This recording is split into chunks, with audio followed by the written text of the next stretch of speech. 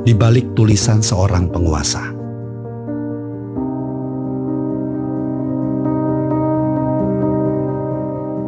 Di dalam dunia yang penuh dengan jejak-jejak sejarah yang tak terhapuskan, ada satu nama yang tetap bergema, Adolf Hitler. Namanya yang kini tak terpisahkan dari kekejaman dan perang, juga terkait erat dengan sebuah buku yang melahirkan lebih banyak perdebatan daripada karya lainnya. Buku itu adalah Mein Kampf, yang berarti perjuanganku. Tapi kisah buku itu tidak dimulai dengan sorakan, bukan dengan darah yang tumpah. Kisahnya dimulai dalam kesendirian, dalam ruang yang dingin dan sempit di dalam sebuah penjara.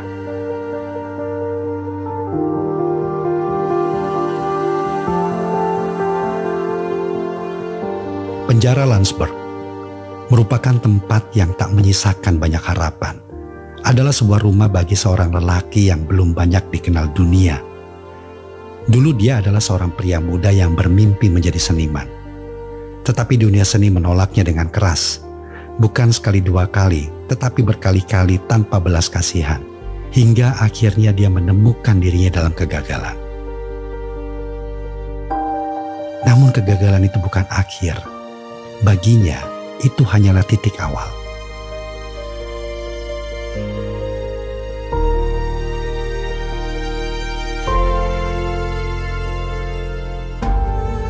Saat Perang Dunia I pecah, ia mendaftar sebagai tentara. Bukan sebagai pahlawan, bukan juga sebagai jenderal, tetapi sebagai kurir di medan perang.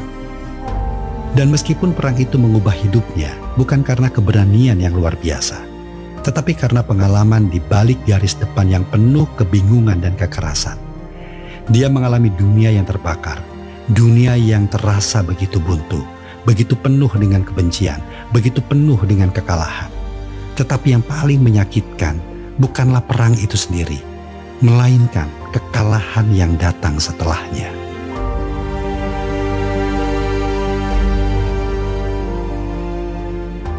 Jerman kalah. Dan itu menghancurkan segalanya. Setelah perang, ekonomi hancur, kehidupan masyarakat terpuruk, dan banyak orang yang merasa bahwa mereka telah dikhianati. Disitulah benih-benih kebencian mulai tumbuh di dalam dirinya. Ada yang harus disalahkan, dan dalam pikirannya, yang paling bertanggung jawab adalah kaum Yahudi. Di dalam pikirannya, mereka adalah musuh utama, penyebab dari segala kerusakan yang terjadi. Kudeta Beer Hall di Munich yang terjadi beberapa tahun setelah perang adalah upaya pertama untuk menggulingkan pemerintahan yang ia anggap lemah. Namun itu gagal. Kegagalan yang pahit. Tetapi seperti kebanyakan orang besar dalam sejarah, kegagalan bukanlah akhir baginya. Di penjara, ia mendapat waktu untuk berpikir, waktu untuk merencanakan.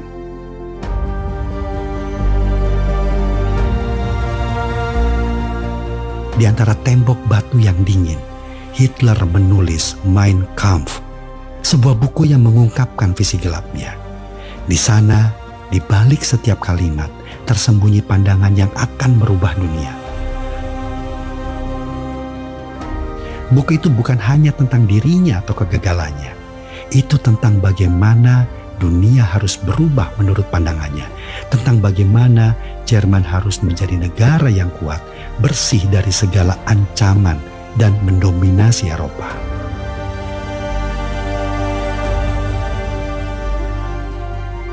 Di dalam buku Mein Kampf, Hitler menulis tentang kebenciannya terhadap kaum Yahudi. Ia menganggap mereka sebagai musuh yang harus dihapuskan. Sebuah gagasan yang meskipun kejam dan tidak manusiawi berhasil menarik perhatian banyak orang. Kata-kata itu tidak langsung populer. Buku itu tidak langsung laku di pasaran. Pada awalnya hanya sedikit orang yang membacanya. Sedikit sekali yang menganggapnya serius. Namun ketika waktunya tiba, buku itu menjadi simbol, menjadi panduan bagi gerakan Nazi yang akan mengguncang dunia.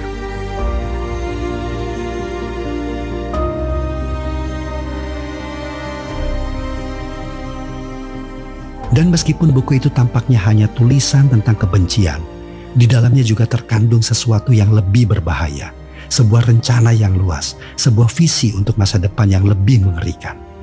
Ketika Hitler akhirnya memimpin Jerman, Mein Kampf menjadi bacaan wajib bagi banyak orang.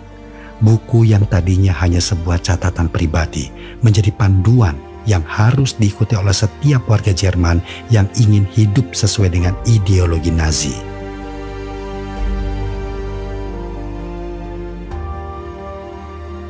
Namun Mein Kampf bukan hanya sebuah buku politik.